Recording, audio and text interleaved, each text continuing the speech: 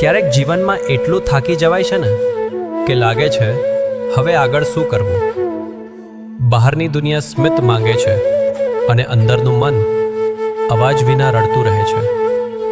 એવા સમયે એક નામ હૃદયના દરવાજા ખટખટાવે છે. કૃષ્ણ. કહે છે ને કે કૃષ્ણ પાસે જવાની રીત બહુ સરળ છે. એક ઊંડો શ્વાસ લો, એક સાચી પીડા કહો અને બાકીનું બધું એ પોતે સમજી લે છે.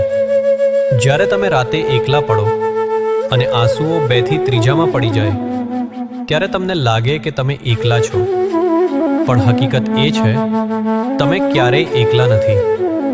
કારણ કે એ મોરપીંછવાળો તમારા બાજુમાં જ ઊભો હોય છે.